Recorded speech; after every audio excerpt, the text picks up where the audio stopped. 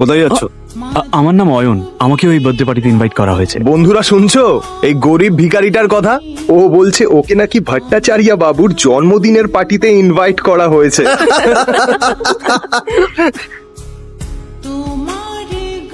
Rusha baby, চলো বাড়ি যাই। বেবি? রুষা, তুমি এই ভিখারিটাকে চেনো নাকি? কই না তো। Who the hell are you? এটা শুনি অয়ন অবাক হয়ে যায়। এর আগেও রুষা অনেকবার অয়নকে অপমান করেছে।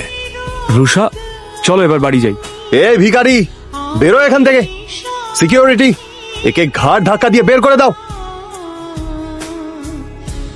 ঠিক সেই সময়ই বার্থডে বয় ভট্টাচার্য সেখানে হাজির হয়, আর তার নজর গিয়ে পড়ে অয়নের ওপর।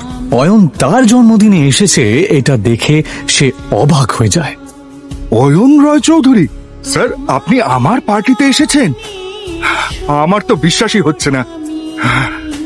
আপনি আমার পার্টিতে এসেছেন, আমি তো ধন্য হয়ে গেলাম sir. Please please please please please please আসুন স্যার, প্লিজ আসুন।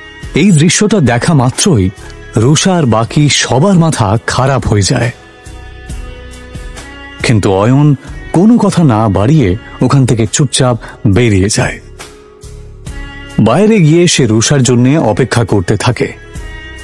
পার্টি শেষ হওয়ার পরে রুষা যখন বেরোয় সে পুরো মাতাল। Sorry sorry.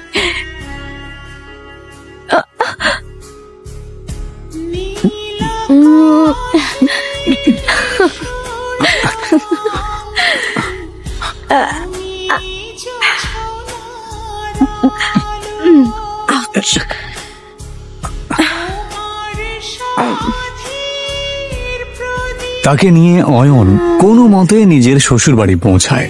অয়ন শ্বশুর বাড়িতেই ঘর জামাই হয়ে থাকতো, আর এই বিষয়টা নিয়ে সবাই ঠাট্টা করত।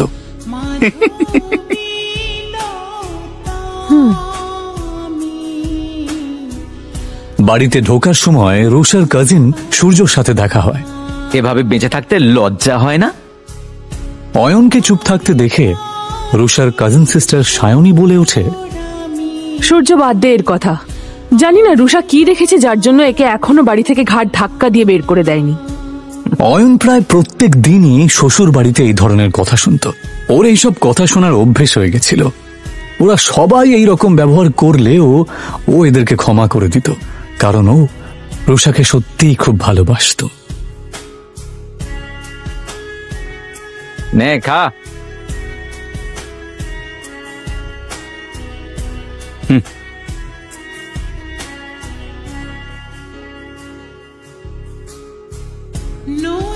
ভিখারি কুত্তা কোথাকারে। সত্যি ওর একটাই দুর্বলতা ছিল, যার জন্য ওকে দিনের পর দিন এভাবে অপমান সহ্য করতে হচ্ছিল।